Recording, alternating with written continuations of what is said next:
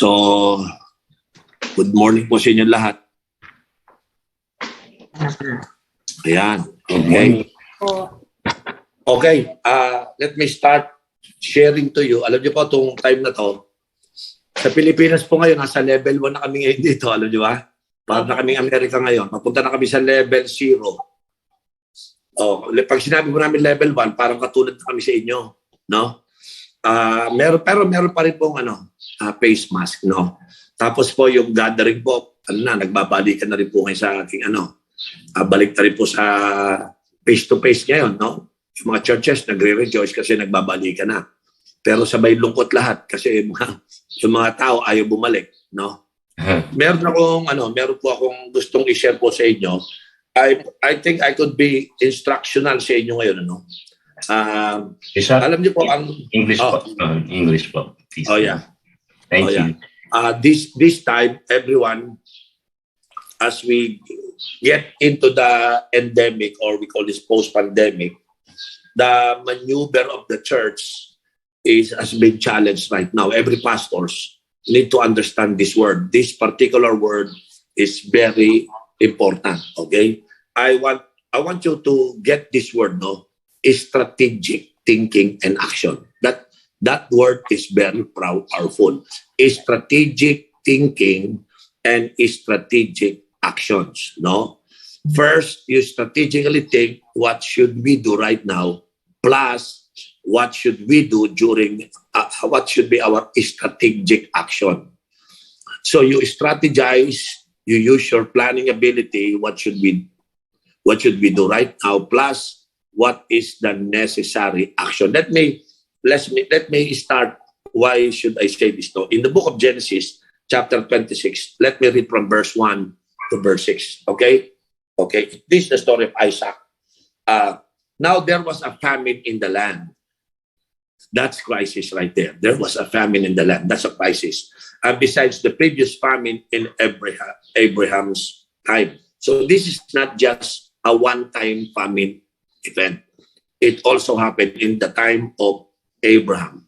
And then Isaac went to Abimelech, king of the Philistines in Gerar. The Bible said, the Lord appeared to Isaac and said, do not go down to Egypt. Live in the land where I tell you to live.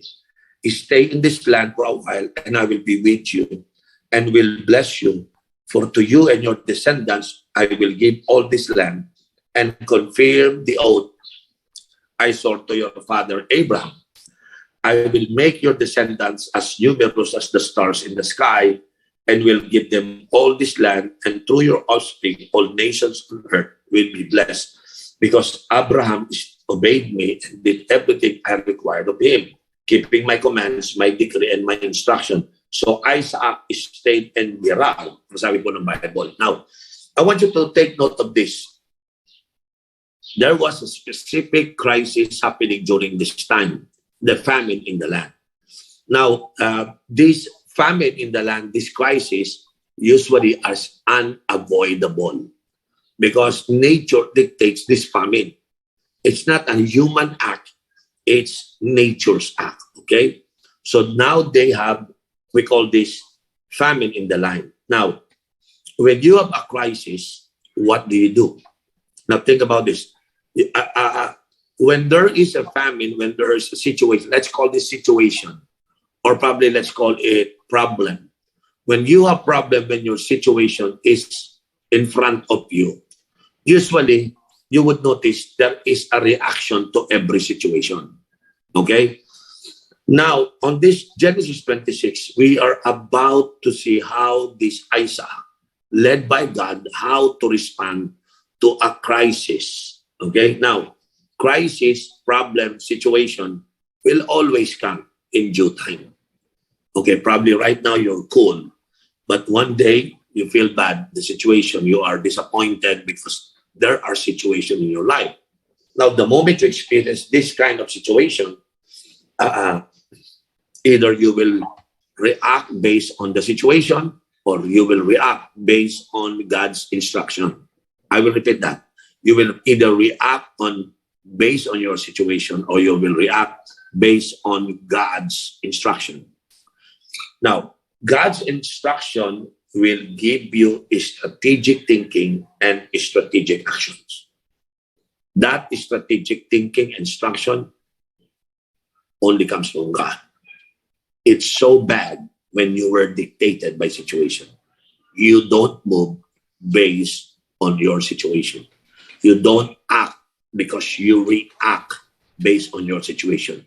We act, we move based on God's instruction. So look at this. The Lord appeared to Isaac. Look at this. God appeared while he was in a situation. Do not go down to Egypt. Live in the land where I tell you to live. Now, this is now the instruction. Do not go down. Ibig sabihin, do not move out from this place. You stay here. Okay? But Lord, I got an issue now. I got a situation now. You stay. But Lord, this is famine location. You stay. Think about that. Okay?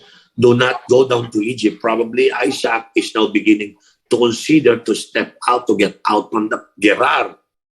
But God said, stay in Gerar. Live in the land where I tell you to live.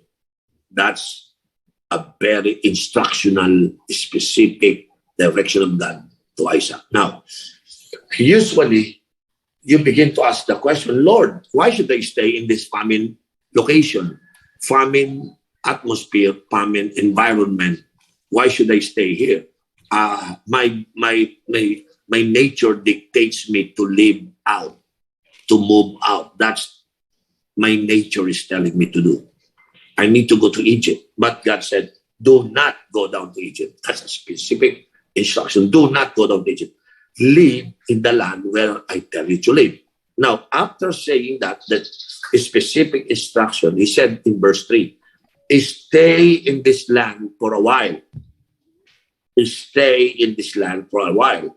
You see the word? He is about to move out, but God said, stay. You see, when there is a situation, you either move or you stay, right? Have you ever seen a pastor having difficulties, they quit, but without giving any instruction from the Lord?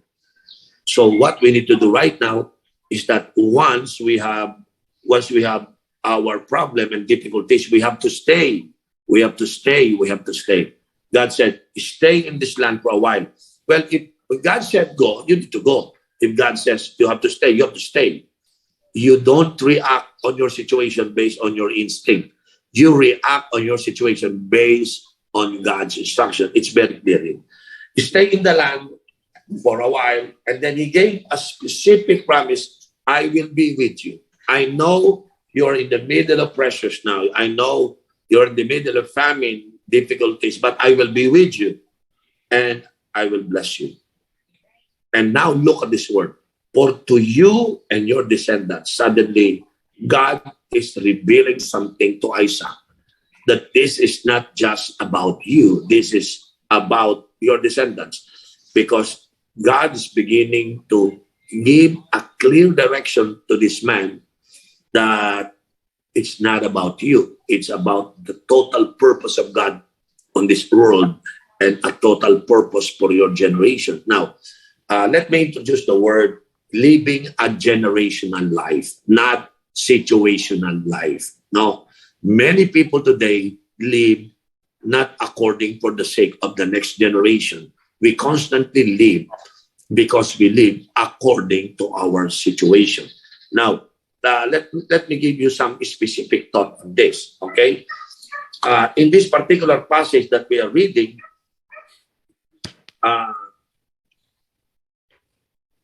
you would notice that from Abraham, look at this, Abraham, Isaac, Jacob, 12 tribes, nation of Israel. Look at that, huh? Look at that.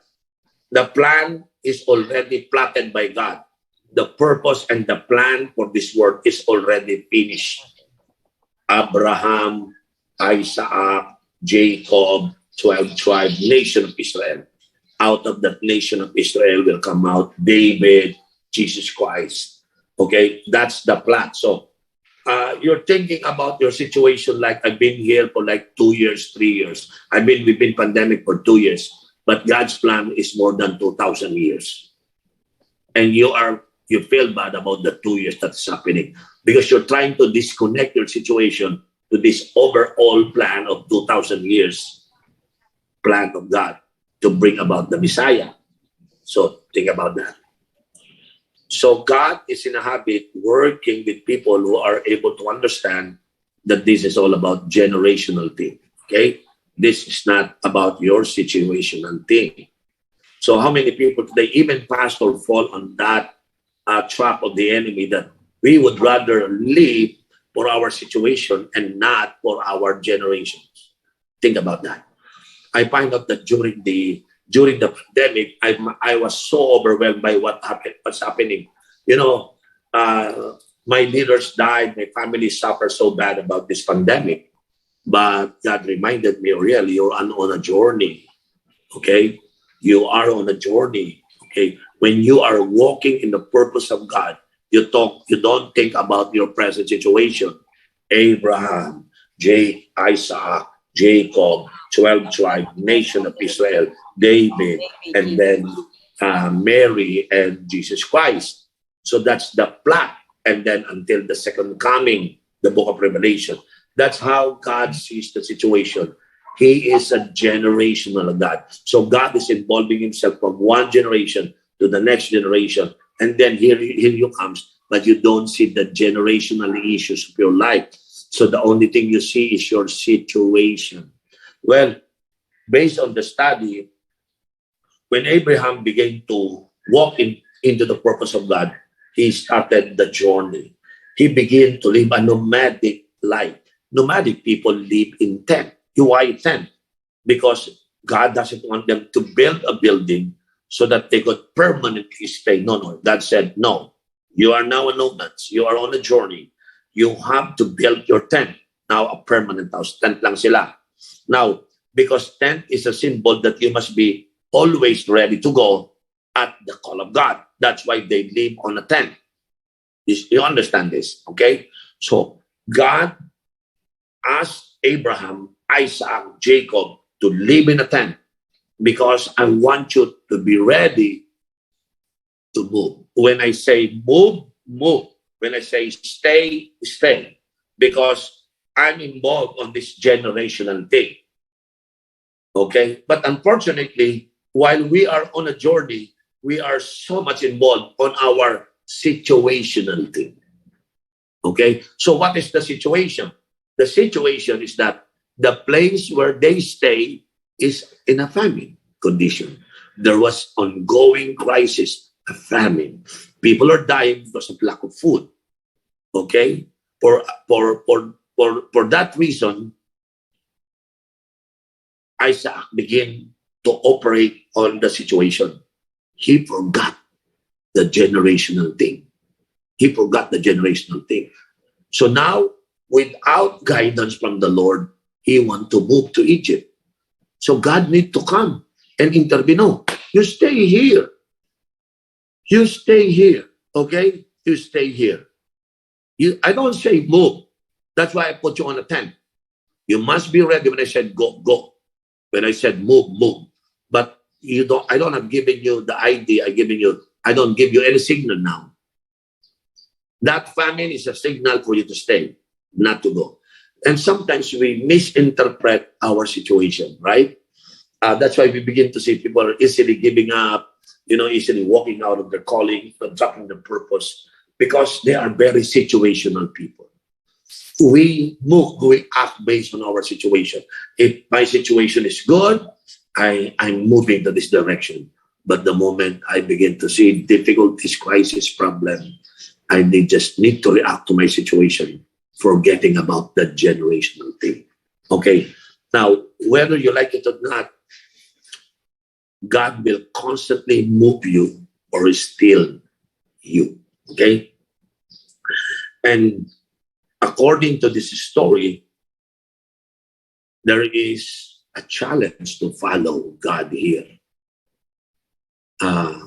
There's a tendency when you're in a situation, you would rather not to follow God. God said, stay, you want to move. You are not willing to flow with God. You are not willing to follow God. So this is a great challenge for Isaac because he was now challenged by the crisis. Will you go or you will just stay? And God said, the instruction of the Lord said, stay. Okay? Now, most of the time, the famine, the problem, the difficulties, even this pandemic, we don't see it as a catalyst. Okay? Catalyst because it gives you a strong signal coming from God, whether to move or not to move. Famine, crisis, situation is a signal sent to you by God. Is it time to move or it's time to stay? A signal. For Isaac, the signal said, stay. His heart said, let's go and move. So there is a battle between your own decision based on what's happening on this situation, or you will listen to God because that's God's instruction to stay. So it's a catalyst because it will determine whether you know how to receive a signal from God. Because the famine is giving a signal to move out, but the voice of God is sending a signal to stay. So this famine is speaking to you and God's instruction is speaking to you. Okay? Because if you just simply listen to that signal to stay, now you are about to move to your next dimension. I like to use an illustration like the life of Joseph. When I saw Joseph, okay, while he was in the middle of that situation, Joseph, he was thrown down into the pit, he became a slave, he became a prisoner. That's a bad situation right there. Now think about this. While he was in the middle of bad situation, God said, and the Lord was with Moses. He was in the pit, and the Lord was with Moses.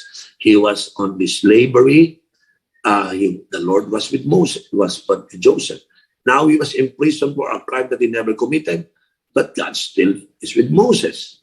God is with him. So think about this. If you look at your situation, you will see, you don't see the catalyst act of God. Not knowing, without the pit, without the slavery, without the prison experience, you never get near to your next dimension. Because when God shared to you, he never tell you the whole story. Because if he told you the story, you will not go. The only thing he said to you, you will become a governor one day. But he never told about the pit, he never told about the slavery, never told them. So now you need to learn to react appropriately based on the situations, right? Now look at this. Of course, Joseph's story is about generational thing. God may preserve the generation of Jacob. Still remember that? And then, while he was in prison, he is one step away from the throne to become the next governor of Egypt. That's the new dimension I'm talking about. That's the next dimension, meaning to say, this situation is bringing you to your next generation. God is moving you to your next generation. Now, Joseph was moved from his father to become, experiencing pit experience. And now he moved again to go through the process of slavery. Now God moved again Joseph to prison house. Not knowing, because if you just look at your situation and you never see that this is your next dimension about to happen, then you will quit, you will surrender, you will react negatively, not knowing. But you don't see that in the life of Joseph. Joseph, while he was in the pit, God is with him. And when he was in the slavery, God is with him. When he was in the prison, God is with him. It's very clear he is getting nearer and nearer to his next dimensions. That's why I'm telling you, after the slavery, after the prison house, now he was seated on the throne to become the next governor. Why did he become a governor of Egypt? Because God used Joseph to preserve the next generation of Jacob. You see that? You are constantly aware of your situation and you almost forgot that it's all about the next generations. God needs to preserve the 12 tribes of Israel because God has a plan to produce Messiah out of Abraham. I hope you get this. It's about generational, or either you are a situational. Okay? So when I begin to share to you, you have to learn how to have strategic thinking You plan according to the next generations. Okay? When I said next generation, two things. One, about your children, your sons and your daughter. Before you make a drastic moving or staying, you think about your sons and your daughters. Okay? The next thing is your spiritual sons and daughters. If you're a pastor, how it affects my disciples if I would make this decision out of my situation. So think about that. I think every one of us must consider this reliable truth. Okay? Famine is a great catalyst for our life.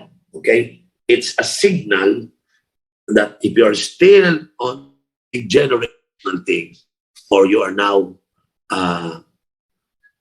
you lost your way because now you are constantly involved or constantly conscious about your situation. Now, let me give these things to you. Do you know every act, every plan is based on the next generation? Okay? We move situationally, but God moved generationally. Okay? Don't forget that. We constantly pray for our situation, yet God has a plan for the next generation. Think about that. We are constantly so consumed, so worried about our situation to the point that we forgot our next generations. So we begin to see parents, because of financial difficulties of their life, they would rather drop their purpose, and then the children are watching them. My daddy dropped his purpose now. My mom dropped his purpose because they need to find a job, because we have a situation. You send a bad signal because of your situation. You're supposed to send the right signal. No, we are having a hard time right now, but I'm staying because for the sake of the next generation. I'm not moving out. I'm not quitting. I'm not quitting. I'm not giving up because I'm in the middle of this generational thing. I am no longer a situational pastor. I am a generational pastor. Okay? And I want you to listen very good. Sometimes he doesn't move you for you. Sometimes he never make you stay for you. Why? He constantly move you or make you stay for your descendants. For your descendants. Because he was trying, when he said stay, it means God is positioning you. When he said go and move out, it means God is positioning you for the next generation. Let me give you back the scripture now, okay? Sabi ng Bible in verse 3, stay in this land for a while, and I will be with you, and I will bless you. Now take note the next word. For to you and your descendants, I will give all this land and will confirm the oath I swore to your father Abraham. I will make your descendants. Now, suddenly God is shifting the issues. It's not about the famine, son. It's not about your situation. I position you in this land because I'm about to do something I'm up to something, and it's for your descendants. You stay here, I will bless your descendants. You don't move here, okay? I will be with you and I will bless you, okay? For you and your descendants, okay? I will give all this land and will confirm the oath I swore to your father Abraham. This is about generational thing. And Isaac is thinking about the situation and trying to move. Now, the reason I say this is because, how are you right now, Pastor? Are you still generational? Or you are conducting the affairs of ministry based on your situations? Are you still waiting the young people? Are you still training? Sabi mo sa inyo are you still preparing your sons and your daughters? Because they're your next generation, right?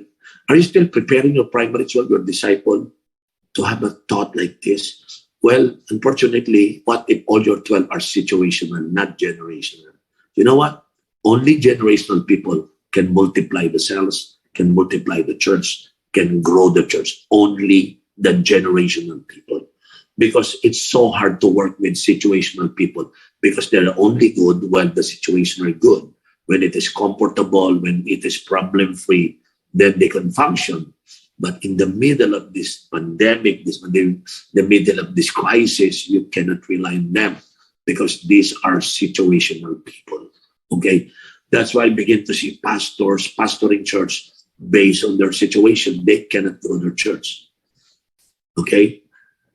I promise you, only the generational pastors can have strategic thinking because they strategize based on the next generation, not according to the situations. I don't know if you are still having youth ministry, still having discipleship while you are in the middle of pandemic because you are a very generational pastor. Okay? Not every pastors are generational pastor. They can do the ministry. It always depends on their situation. But what I'm seeing here, look at this verse 4. I will make your descendants as numerous as the stars in the sky, and we will give them all this land, and through your offspring, all nations on earth will be blessed. Look at that. All this thing, all the nation will be blessed through your offspring. Because why? In verse 5, because Abraham obeyed me and did everything I required of him, keeping my commands, my decrees, and my instruction. Sabi ng Bible, verse 6, so Isaac stayed in Gerar. Tingnan po niyo po yan. He stayed in Gerar. Again, I will repeat, we usually move situationally, but God moved generationally. We constantly pray for our situation, yet God has a plan for the next generation. And again, sometimes He doesn't move you for the sake of you, but He moves you for the sake of your descendants. He moves you to position you. He makes you stay because that's your position. Sometimes that place, that position, whether God moves you or God wants you to stay, sometimes we don't understand that. Okay? Because, again, I will repeat this. God is more concerned about your generation than your situation. That's why God told him, I will be with you. Don't worry about your situation. Okay? I will be with you. I will bless you. If you are worried about what will happen to your life, I will be with you. Okay? If you are worried about what will happen to your future, I will bless you. Okay? I give you that assurance. Now, let's go to the topic. Let's talk about the next generation. Let's talk about the next generation. So, my brother and sister, it should be a change of mindset now. You need to practice strategic thinking. You have to tell yourself, strategy is an important part of my job.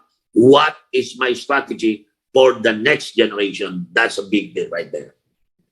What is your strategy for the next generation? Or you will fall into the same mistake of what many pastors did. They just react to the situation and they forgot the next generation. What is your strategic thoughts right now? What is your strategic action? Okay, let me share to you. What do I do right now? Okay. The first strategic action I did is number 1. Okay. The spiritual formation and spiritual growth of my leaders. I need to see to it that I need to provide spiritual formation and I need to provide spiritual growth for my people. Because I always believe that if you're not growing, you are not confirming that your life is within you. Okay? Growth is a confirmation of life. Okay? So now, if you look at Bishop Oriel, I was constantly taking care of that spiritual formation of my people. In application, let me share this. I see to it the encounters are properly engaged in the life of the new believers. I strategically locate my PID, my personal intentional discipleship. That is strategic. I never stop discipling my leaders because that is very strategic. Because if I fail to train and prepare my leaders, it will bring effect to the next generation. If my people is never growing, walang spiritual growth, there's no spiritual formation. Because I dismantle every tools so that the process can help the people to grow so that we can be prepared for the next generation. So if you dismantle your life class, you start up your new life school of leader, that's the worst thing you ever did in your life. Because where can people go for them to spiritually grow? If you dismantle, you quit, stop discipling people because you are worried about COVID, about your life, you are a situational pastor. When you stop your start of your new life, when you quit doing your life class, when you stop because a certain situation is happening, you are a situational pastor. If you stop discipling people so that they could grow, you are a generational pastor. Okay? So what kind of pastor you are right now? Because pastors who are generationally oriented, they are always strategic in their thinking. They're always strategic in their thinking. Kaya nga, that important word, strategic thinking is so crucial in the affairs of every believers. So I'd like you to focus on the spiritual formation of your people.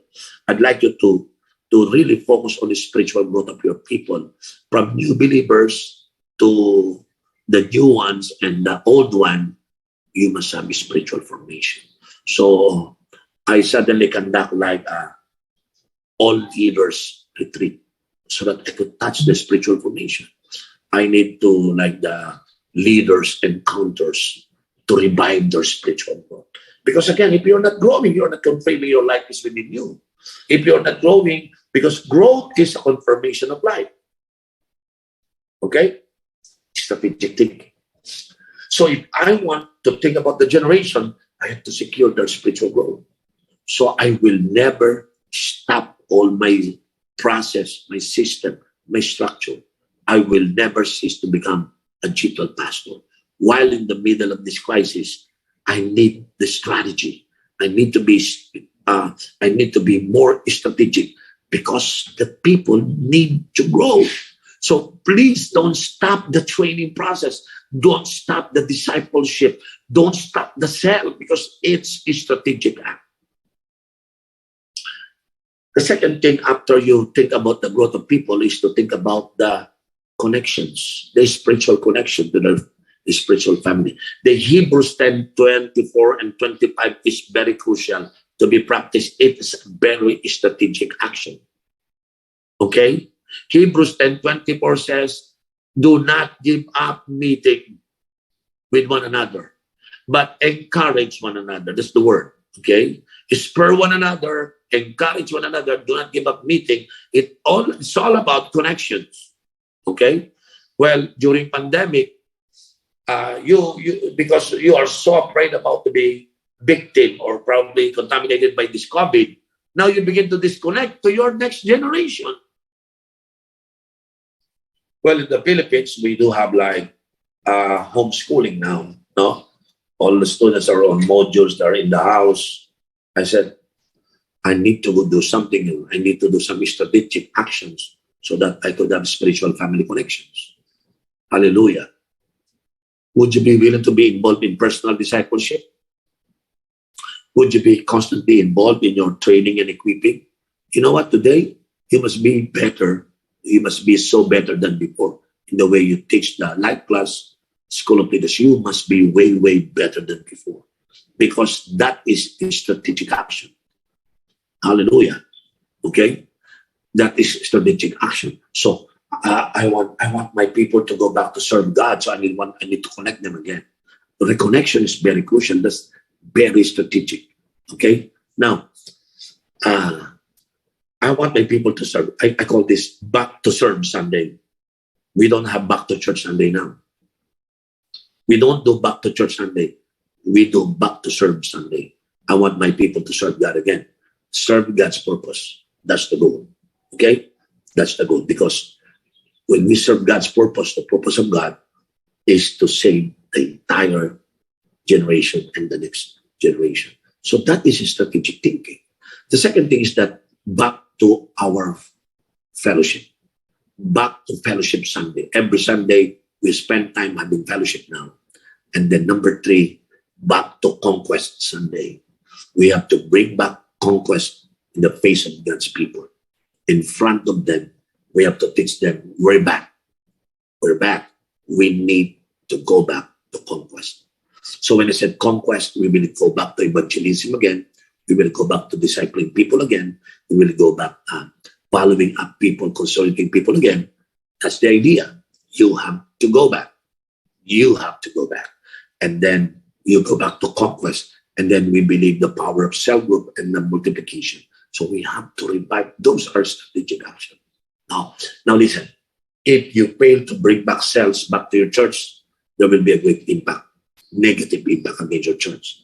Failing to bring back this spiritual connection, there will be a devastating effect on your people. So do some strategic action right there. Okay. Now let me go back to the scripture again. Now look at this. Look at this. I will make your descendants as numerous as the stars. Imagine God makes them stay and God will multiply them.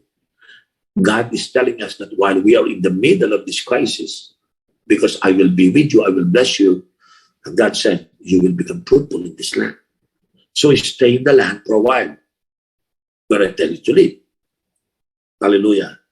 For to you and your descendants, I will give all this land. And then I will make your descendants numerous as the stars. I will give them all this land to the nation that will be blessed. So look at this. Abraham obeyed, number one, obeyed, and did everything I required of him. So can I focus again? Let me focus again. Strategic thinking is all about back to serve Sunday, number one. Number two, back to fellowship Sunday, number two. Number three, back to conquest Sunday, number three. Okay? Every church pastors must consider this strategic action. Why serve? Why fellowship? And why conquest? Because that's the original design. That is the instruction of the Lord for us. God will be with us. God will bless us. But we have to obey God. We have to do everything God requires of us. You keep his command, his decree, and instruction. And the Bible saw Isaac is staying in Gerar.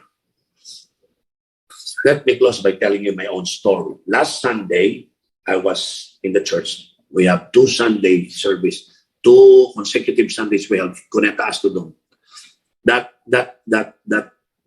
facilities can sit like 9 to 10,000 seating capacity, but because it was like very limited lang because of pandemic, they let us bring in like more than 3,000 people. Well, when there were like thousands of people there, I was astonished by something that happens in the last 2 Sundays. Of course, the first 30 minutes, I preached. I let the people worship God. Together, we worship the Lord. For the first 30 minutes, man to God. We gave our worship to God. After 30 minutes, I begin to preach the word, God to man. And then after I preach, we are about to enter into fellowship atmosphere. I was led by God to ask Grace, can we have a songs of celebration because God is good to us? The moment we sing that one song, okay, something happened so powerfully. I don't know what happened because I was sitting in front of the church facilities. I was there in front of the stage. I began to see that these kids, ranging from 2 to 6 years old, they suddenly want to go up on the stage. In unison, they all wanted to go to the stage. And I said, what's happening? Pastor, the babies want to go up to the stage to dance before the Lord. I said, we don't do that. But Pastor, nakita mo yung mga baby umiyak or they're crying. I said, then let them go up. So when they go up, while Grace is leading worship, all these babies suddenly jump. And then in front of me, thousands of college students and high schoolers go to the front of the stage. They begin to praise and jump and dance before the Lord. This is the first time I saw this kind of praise after I preached. And then God gave me this word, Oriel, you are now in the middle of pandemic. Don't be a situational pastor. In front of you, I want you to think about your descendants, your offspring, this generation, you have to consider, strategically plan for them. Nung time po na yun, first Sunday, nakita ko po yun. On the second Sunday, it gets, nag-increase po yung mga bata. Because do you know that last Sunday, it's not coincident because on that Sunday, I anoint every young people, anointing for young people and the kids. Before he gave me this passage of scripture, I intended, the Lord is leading me to pray for these young people. I told every parent, just bring all your kids here, okay? If you are a student, just come over. I want to pray and anoint you. So I pray, I get an anointing oil and they begin to pray every young people and kids. And for the 2 consecutive Sundays, last Sunday it happens, I said,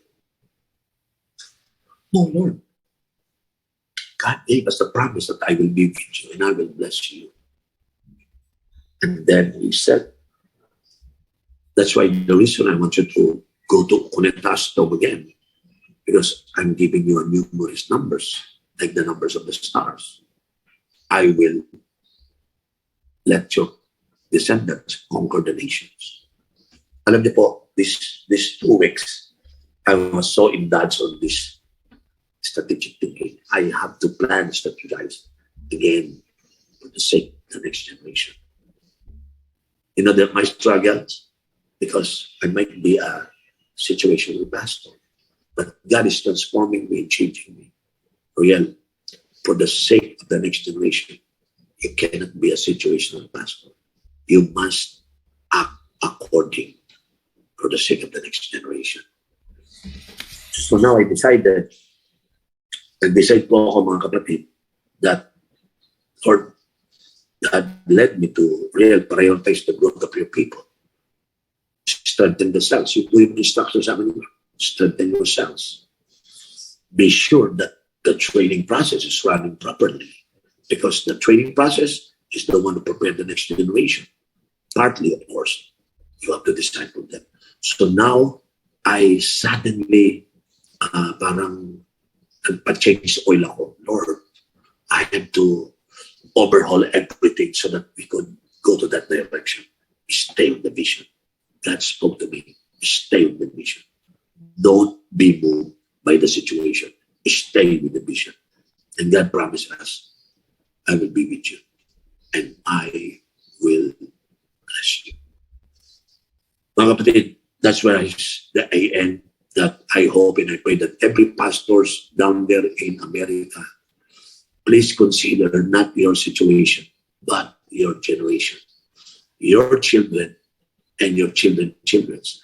I want you to consider all the young people in your church. Please strategically plan ahead for the growth, spiritual formation of your. You know what? I'm here now in the farm because I'm meeting literally hundreds of young people here to apply what God is giving us. So I'm now here. Mamayang gabi po, we are meeting young people here in the morning. Mamayang gabi, magsisimula po kami ng mga encounter. You know what I discover? Ang lahat ng a-attend sa young people ng aming encounter, 80% are young people. I'm so glad. Lord, this is the next generation now. So God is preparing me to raise up more leaders because I should never be moved by situation, but I move according to the needs and the proper preparation of the next generation. So please, bantayan nyo talaga, please guard your training system. Please, don't forget your training system. Don't even try to forget about yourselves. Please empower yourself leaders. Please guide yourself leaders and keep on winning souls and make disciples. That's a strategic act that we need to do. Raise up leaders, raise up leaders, raise up leaders, disciple these young people, keep on focusing on that, okay? I know these young people seems walang promise kasi walang pera, they don't have money. Forget about money, God will provide. God will bless you. I will be with you. And God will bless you. So let me end by telling you, it's time for us to back to serve Sunday, back to fellowship Sunday, and back to conquest Sunday. These 3 things, are very strategic. See to it that you never give up on God's purpose. See to it that you never give up on evangelism, soul winning, and making disciples. You don't give up on that. You don't give up on building yourselves and multiplying yourselves. Don't give up on that. And most of all, don't give up on raising leaders. You have to be good on your training process. If I were you, conduct some, I call this re-encounter for leaders. Leaders encounter. You know, I wish I will be there because I want to help you to conduct that leaders encounter. Hopefully by June, let's do this. Palakasin natin ang mga leaders natin.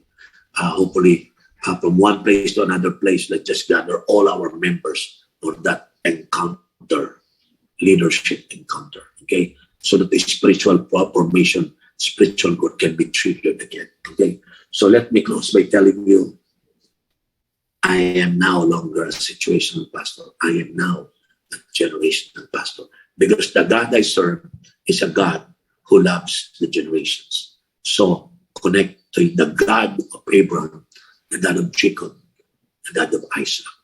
Connect to that God because I am a 3-generational ministry pastor. God bless you, and I pray that God would help you to do this. Lord, I pray this morning that every one of us will do some strategic act, Lord God, for the purpose of the next generation. Lord, help us to be purposeful.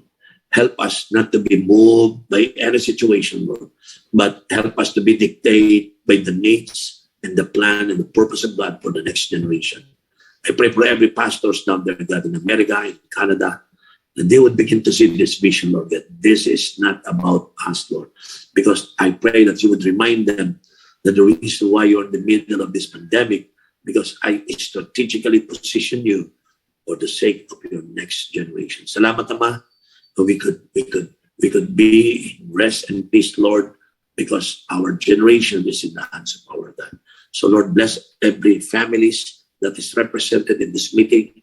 Bless every church who take care of young people, the next generation. And we pray that during this time of crisis like Isaac, Lord, we can receive the assurance that you will be with me, Lord, and you will bless my generation. Salamat, Panginoon. As we praise and thank you, Lord, in Jesus' name. Amen and amen. Salamat, mga kapatid. I pray mga strategic action. I pray that every pastor will do some strategic action now. I will repeat. Strategically act on the spiritual growth of your people, on your soul winning, making disciples, on yourselves, and number 4, your training process. Ulitin ko, ha? Ulitin ko. Your spiritual growth of the spiritual growth of your people, number 1. Number 2, okay, the soul winning and making disciples. Number 3, cells.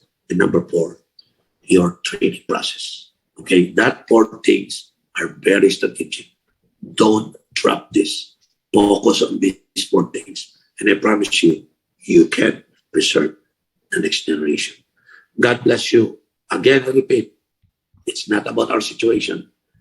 It's not a situational leadership. It's a generational leadership. God bless you, mga kapatid. And Elmer, can you help me to call the people to have some takeout for this? Thank you, Pastor. So God bless you.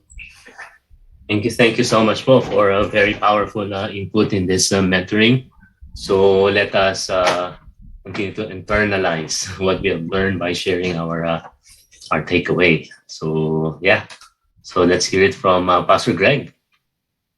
Yes, Pastor Greg.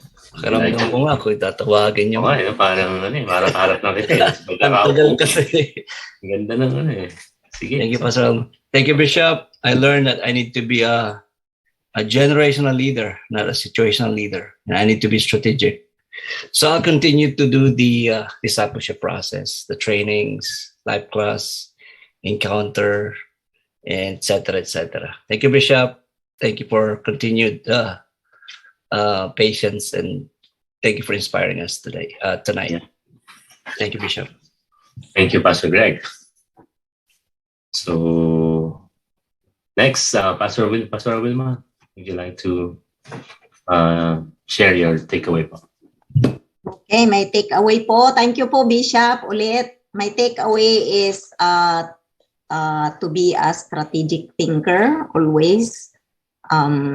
because being a strategic thinker will give us that strategic action. That's what, just like what Pastor Greg mentioned. So I learned tonight that the two kinds of reaction that we always, see from people, to react based on our situation or to react based on the next generation. So, which is the very focus of what we are doing. So, yun po. Salamat po. Thank you, Pastor Wilma. So, who else from West Coast? Wala yung mga West Coast natin, ano? Mga sa East. Pastor Ramon, kayo na po. Ang mag-sila dito sa East. Praise God. Last week na-miss ko. Praise God, Bishop. Regarding this, with regards to our case, tuloy-tuloy kami. We are doing our cell harvest event for the last 2 weeks, and this coming weekend, we will have another cell harvest for our leaders. And praise God, because the concept that you are telling us is good. It's supposed to be like that we are always thinking about the next generation. Because without the next generation, then just like what happened to Israel, because I am in the book of Joshua, and I found out that after Joshua and the leaders, they have not experienced the move of the Lord. And it is our prayer that we will have that mindset to really move with our next generation, our children, and also our spiritual children, to form them. And katulad nga ng sabi niyo, Bishop, that we will always have that spiritual connection, back to serve, back to fellowship, and back to conquest. We praise God for that, Bishop. Really, yung situation will always be there. Crisis will always be there. Thank you for reminding us that. And thank you for letting us know that we should always follow God's instruction. Again, thank you, Bishop, for that. And that's my takeaway. Follow God's instruction and always focus on the next generation. Thank you. Bye-bye. Wow. Thank you, Pastor Ramon. Who's next? Pastor Nestor, would you like to share po? Thank you, pastors. Thank you, Bishop. Another powerful reminder, encouragement. I think everything. So this is very relevant, especially during this crisis. So we acknowledge that sometimes we react from based on our situation more than God's instruction. So we are really blessed and fortunate that we are in this network of the vision, and you are really helping us how to really react based on God's instruction, especially with all our the system, the process. So I can see that every churches who are committed with the vision and the process, we are securing our generation of leaders. Thank you, Bishop. I like that only generational people can multiply leaders. So I would like to, imprint that into my heart. God bless everyone. Thank you, Pastor Nes. Pastor Ed. Tao na. Hello, good evening po, Pastor Elmer. Good evening, Bishop, and everyone. So my takeaway is my observation in the way Bishop Oriel exegetes the life of Joseph, and it's particularly impressive that he picked up that Joseph's prison is a step closer to the throne. And by extracting this principle that we should be non-reactive to situation, but instead be generationally intentional, we can overlook situations. Because if we are only pinned down on the current situations are highly volatile. We cannot predict situations, but what we can predict is our stability by looking at the great purpose of reaching and preparing the next generation. So by focusing so on the next generation, it makes us and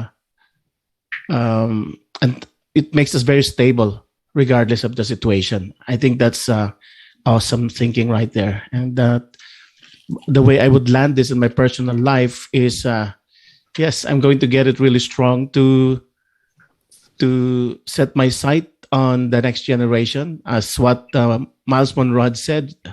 If I may corroborate what Bishop was saying, Miles Monroe said, success is not a success without a successor. So I think that's very brilliant. Thank you very much, po. God bless. Yeah, thank you, Pastor Ed. Ganda nun, ah. Success is a success if there is successor. Thank you so much, Pastor Ed. Welcome, Pastor. So, Pastor Nori, would you like to share your thoughts about our mentoring tonight? Thank you. And thank you, Bishop, for sharing. Well, for me, the fact that, even for Bishop to say, in this moment, there was a time that he felt like he's a situational pastor. Well, I think, when I look at him and consider him, I don't think I would ever think of him as a situational pastor.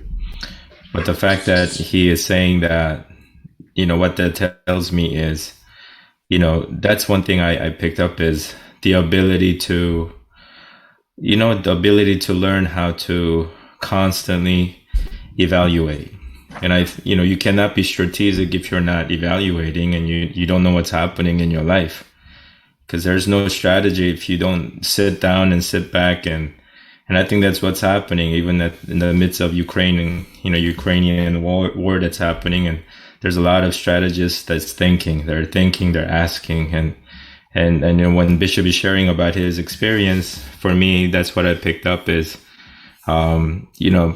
I think the constant humility to be able to take a step back, no matter the size of your ministry is, no matter the situation that you might be facing right now in different churches, it's easy to not focus on yourself or on your ministry, on calling that God gave you, especially if you start looking around and you look at the postings of other churches, or you think about how other churches are doing.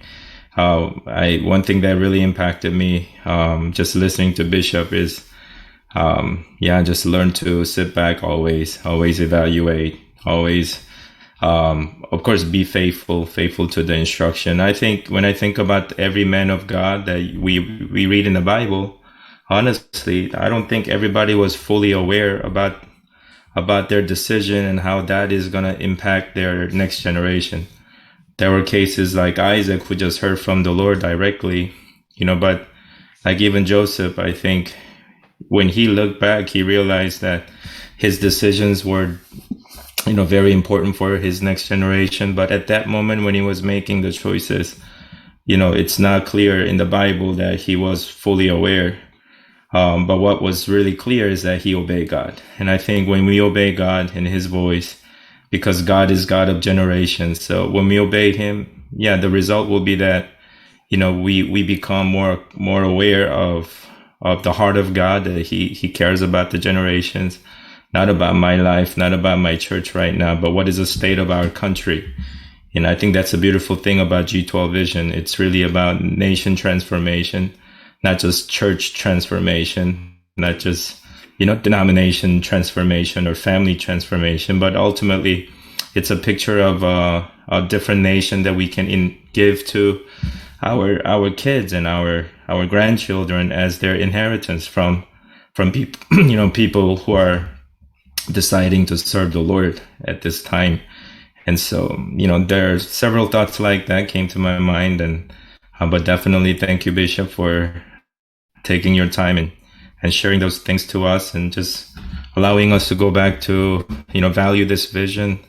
Everything he said for us to think about, well, that's the fundamental parts of G12 vision. It's nothing new. It's nothing different. We just got to focus on why we do what we do, and, especially times like this. And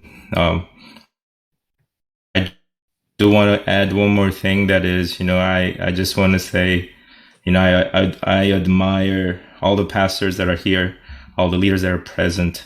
I think just the fact that we're here together tells me that you care about your church, you care about your people, and you care about God's calling. And let's just do it then. Let's focus. And I know God is with us all, because He loves this nation that we're part of, especially here in the U.S. Thank you, Pastor Charlie. So thank you. That's very powerful. So I also want to share my input on what Bishop Oriel just shared to us with regards to me personally. One of the powerful strategies that I benefit a lot in my obedience to God with regards to the vision is this mentoring.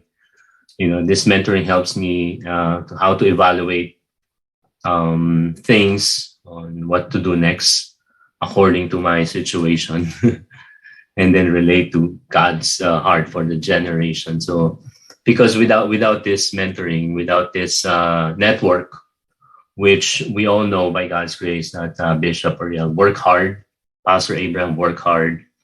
By God's grace, we are all invited and to pitch into, Pastor Ramon and Pastor Wilma. Even I myself, I'm grateful that I became part of this network, which we work hard for.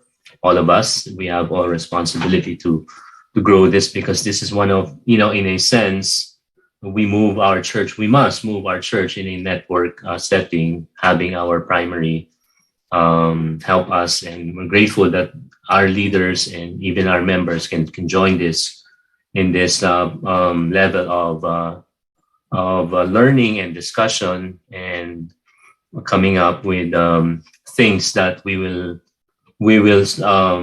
work together as a strategy to move our church. So I pray that we will all be more intentional and value this mentoring. We started this mentoring, 40 people, 60 people. In the past maybe 4 or 5 months, we went up high to there was a time where we are 200 plus. But right now we're only 99. I wish we reached 100, but we didn't. So I want to take this opportunity to value what we are doing, because from the word that Bishop Oriel is teaching, it's not just teaching or giving us information. They're doing this in actual. We see it happening. They're applying the strategy. We may not, to me, I may not be, I'm still really far from the level of how they do the strategy on their own. But, strategy is something that we can apply coming from here in our network, and how we will internalize the direction and instruction of Bishop. Bishop doesn't give us any specific, strategy. He empowers us so that we can do things according to our, settings, but still, challenges us to go back to have a result mindset, right? So I'm grateful and thankful for this mentoring. I'm sure you all are grateful. That's why you're here. But I really want to take this opportunity to see it that way. This is where we can get, the strategy, because otherwise, if you will not be faithful and in bringing your leaders here, you might end up doing your strategy situational pa rin, and situational strategy.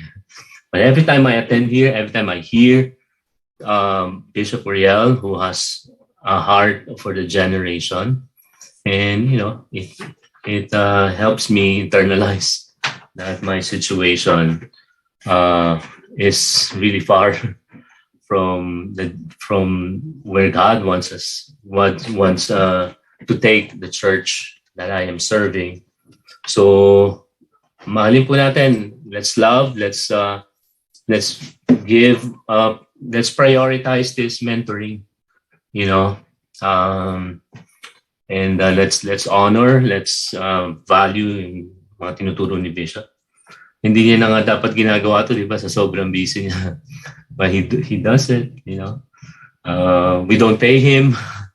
We give him love gifts. So if you're going to give him love gift, do it with all your best, Let's honor what Bishop is doing because he loves the generation, just like all of us as well.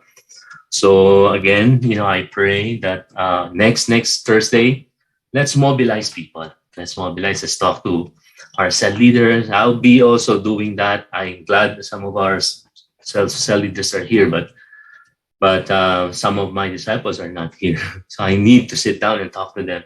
This will be really our command center, command center that where we get inspiration from God's word, delivered by the man of God, Pastor Bishop Phil.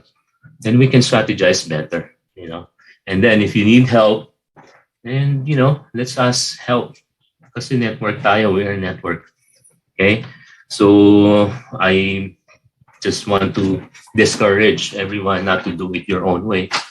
DIY, do it yourself. Let's work together. It might be in the different level of applying the strategy, but the fundamentals are the same, right? So some of you maybe stop us in BTC. We're getting back into it. We have new people. We are mobilizing. We are assimilating them to serve, and they're coming back every Sunday. And then we'll shoot for a harvest event on Easter Sunday, and then consolidate life class. So without this mentoring, it's going to be hard to strategize, right? So I encourage everyone, let's prioritize this because we're grateful that even though Bishop Oriel doesn't have to come here, to sacrifice more effort and strength and money, but he takes time to mentor us to online. So let's value it. I challenge everyone, let's bring people.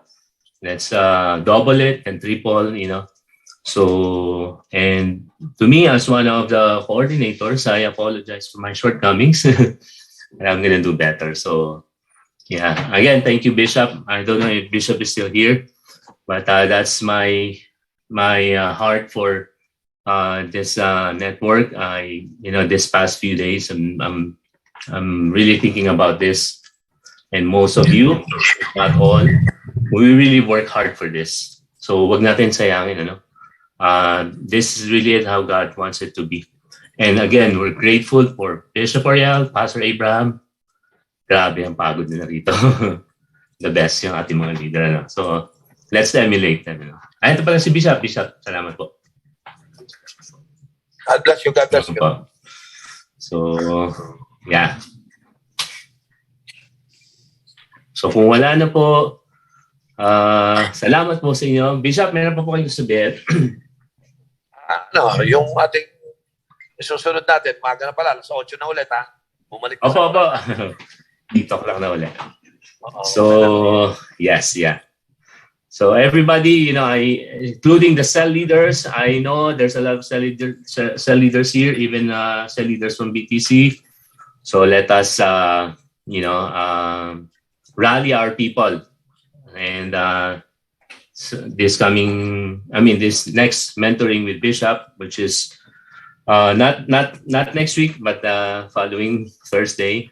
So let's make this meeting big and receive more and be inspired more so that we can move as one, So hindi natin magagawa pag hiwa-hiwalay tayo, di ba po? I mean, we see how they do it in the Philippines, so let's copy it. Let's work together as a network, network. We're not in competition, we're one team, Because if you neglect this, we are disobeying Hebrews 10:25, 24 and 25. And, you will have a tendency to be irrelevant pag hindi na tayo, if we will not be engaging in this this kind of meetings, which is we believe that this is God's plan for all of us, and we are blessed to have passionate leaders, very committed, who loves to not just share the word but even their lives. Just like Paul, he said, "I didn't just share the word; I shared my life to you." So, diba? Kaya let's operate this way. I encourage everyone. Prioritize po natin ang ating mentoring sessions next week and call people, call your disciples and even their disciples, the 144 level, kung meron na, So, ayan po. Salamat po ulit. God bless. This is recorded. I'll be posting even the past 2 videos. I already edited it and rendered. So, I'll post it in a few minutes. God bless everyone. Bishop, salamat po. Thank you. Thank you. Good job. Thank you. Very good job. Bishop. God Thank bless you, po. Bishop. By the way, Thank pag-pray you, niyo po sa Pastor amin po si Elmer. Pastor Abel. Thank you po. Nag-text God bless.